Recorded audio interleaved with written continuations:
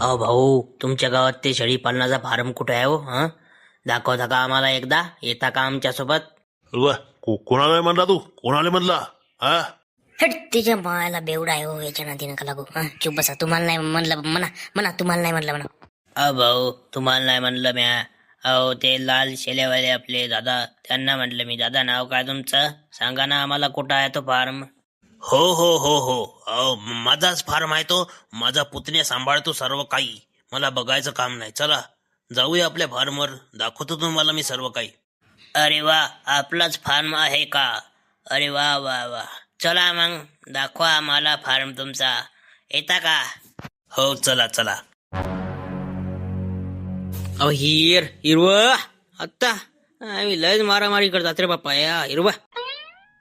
हा, कुठून आले मग तुम्ही? कोणत्या गावचे आहा म्हणले मग तुम्ही? आम्ही पातूरचे आहो. अकोला जिल्हा आहे ते आमचा.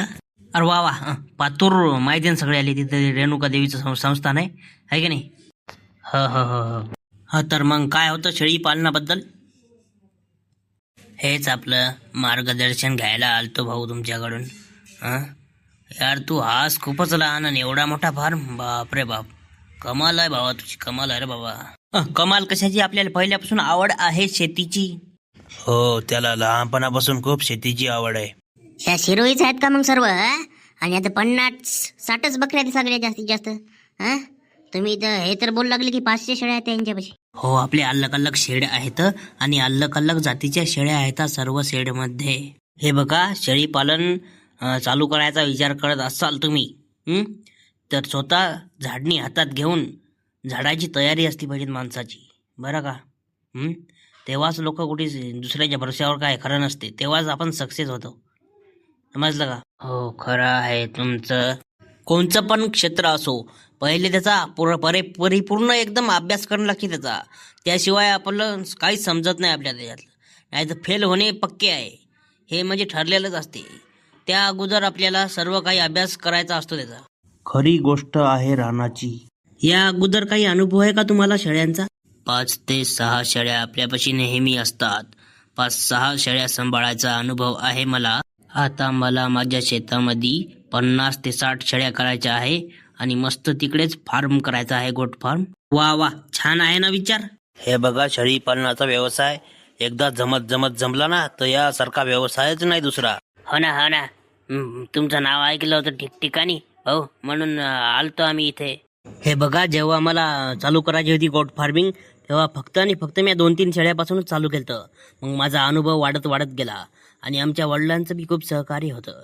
मग धीरे धीरे 2-4 शेळ्याच्या समजा 10 केल्या, 20 केल्या, 50 केल्या. धीरे धीरे मग एवढा अनुभव वाढत गेला आणि आमच्याकडे 2-3 जण पण कामाला सुद्धा आहेत. मग पाहता पाहता आम्ही 500 शेळ्यांचं संगोपन करायला लागलो. असं आहे बघा स्टोरी सगळी. आणि मग माझं पण समजा हेच सांगणं असेल तुम्हाला, तर आता 5-6 शेळ्यापासून सुरुवात केली ना तुम्ही, धीरे धीरे वाढवत चला. ते तर आहेच ना, धीरे धीरे शेळ्या वाढवत गेल्या की धीरे धीरे अनुभव बी वाढत जाते. हो ना, त्याचं ते बाकी खरं आहे तुमचं. बाकी तुमचं नियोजन बी बघायचं होतं, ते सांगसाल का जरा आम्हाला? आता एवढ्या सगळ्या जास्त शेळ्या वाढवायच्या म्हणल्यावर आता एक टाइम सुकं द्यावं लागते, एक टाइम हिरवं द्यावं लागते. म्हणजे बघा, सुकं हिरवं पाहिजेच त्यांना. हिरव्याचं जर समजा एवढं जुगाड नसेल तर तरी पण दिवसातून एकदा तरी द्यायला काही ना काही हिरवं पाहिजेतच. आणि हो, आपण काय करतो, आपण वर्षभराचा एकदाच कुटाराचा स्टॉक बनवून ठेवतो. आपण प्युअर तुरीचं कुटार आणत असतो. आजूबाजूला इकडे तिकडे खेडेगावानं आजूबाजूच्या आपल्या आमच्या गावात तर समजा एवढं काय कुटार बडवत नाहीत. आणि शेळ्यांना कसं बडवलेलंच कुटार पाहिजे, बडवलेलं. हे बघा, आम्ही सकाळी म्हणजे उठल्या समजा एकदम 5 वाजता आपल्या शेळ्या बिलकुल लगे मोठं 1 एकराचा पट्टाचा आहे आपला मोकळा, तिकडं मोकळ्या सोडवतो शेळ्या आपण तिकडं. पूर्ण लगे जरा धीरे 8 वाजे लोक 9-10 वाजे लोक पुरते चांगलं काम आम्हाला. धीरे धीरे कसं आधी सुरुवातीला आलाप देत असतो. काही शेळ्यांना अखंड मक्याचे दाणे देत असतो, त्याच्यामध्ये काही हिमालय बत्तीचा पावडर हे ते, काही समजा ते समजा भरडा गिरडा कशाचा याचा त्याचा हे ते. आणि मग काही शेळ्यांना समजा ढेप देत असतो मुरून, तर ते मुरू घालत असतो पहिल्या दिवशी रात्री, आणि सकाळी आपलं ते मुरू घातलेली ढेप काय करत असतो, तर त्या ढेपमध्ये मिठाचं पाणी हे ते, यात हिमालय बत्तीचा पावडर आणि आणखीन काही समजा वेगवेगळे भरडे हे ते, गव्हाचा भरडा हे ते, अजून काही बरंच हरभऱ्याचा तुरीचं ते हे ते भुस्सा गिस्सा हे ते खूप काही म्हणजे टाकत असतो त्याच्यामध्ये आम्ही. तर ते जे बाहेर मोकळ्या सोडत असतो का नाही शेळ्या, तोपर्यंत आम्ही इकडे आलप गिलप हे ते बनवून घेतो सगळे टोटल समजा 4-5 जण. तर काय होत असते माहिती का, मग नंतर आम्ही आत घेतो ते शेळ्या धीरे धीरे धीरे धीरे.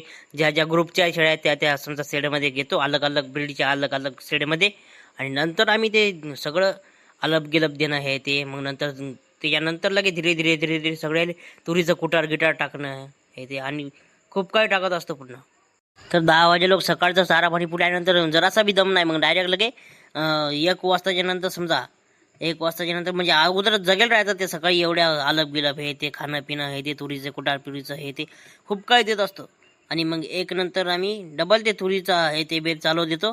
आणि त्यासोबत हरभरा मिक्स कोणाकोणाले हे ते खूप काही समजा बरंच काही खाद्य देत असतो. आणि नंतर 4 वाजता आम्ही आमचं मक्का राहते, कुठं शेवरा राहते हे ते, पूर्ण बकऱ्याचे लगे मोर घास हे ते टोटल लगे हत्ती घास हे ते खूप काही बकऱ्यासाठी पेरलेलं आहे. म्हणजे चांगलं 4-5 एकराचा पट्टाच आपण पेरलेला आहे बकऱ्यासाठी. तर आपल्या घरी शेती 50 एकर आहे चांगली. तर आम्हाला 10 एकर तर शेळ्यासाठीच ठेवलेलं राहते. तर 2 एकरात आपला फार्मच आहे म्हणा तसं पाहिलं तर. 8 एकर शेतीमध्ये नाही का आम्ही निरा बकऱ्यासाठी काय ना काही वर्षभर पेरत असतो. तर हिरवा चारा राहते वर्षभर, ते पण हिरवा चारा म्हणजे एक टाइम देतो आम्ही 4 वाजता.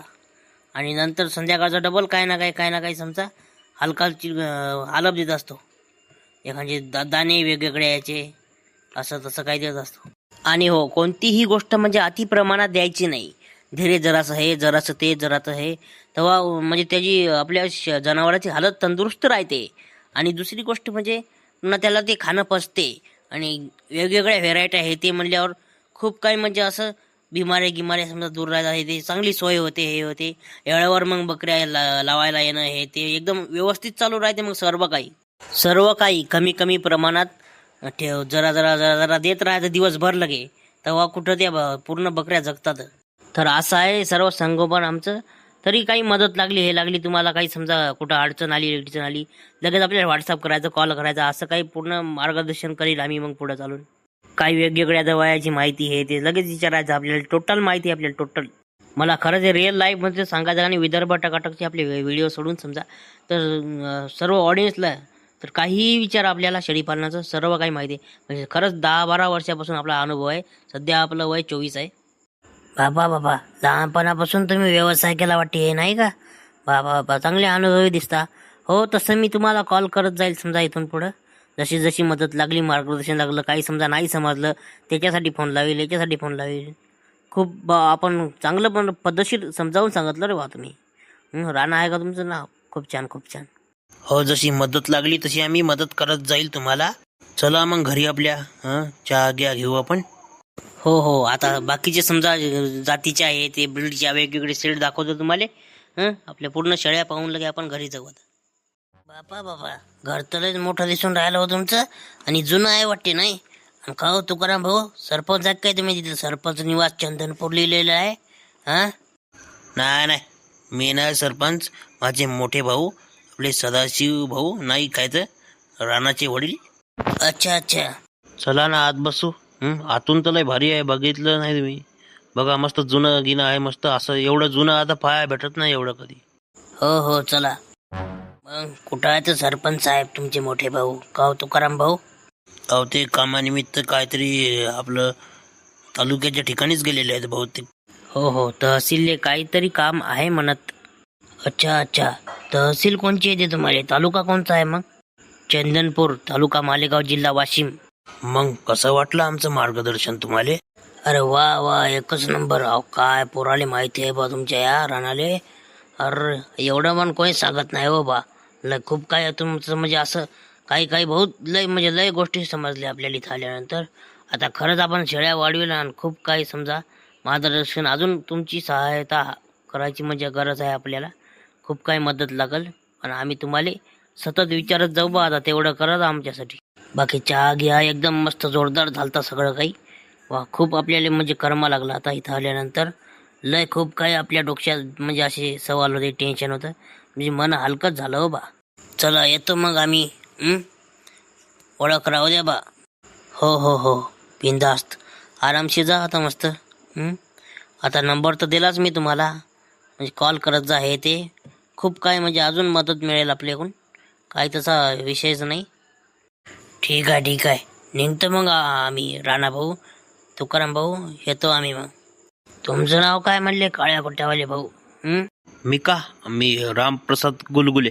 हे आमचे रामू काका आहेत. आम्ही पोट्टे पोट्टे इकडले समजा हे ते, आम्ही रामू काकाच बोलतो त्यांना. खूप काय मस्त लगे कष्टाळू आहेत ते, शेतकरी आहेत. ठीक आहे मग, ओके ओके. असं येतो मग राम भाऊ, आम्ही येऊ का? ठीक आहे, धन्यवाद बा. खूप काही म्हणजे अशी माहिती मिळाली तुमच्याकडून, धन्यवाद.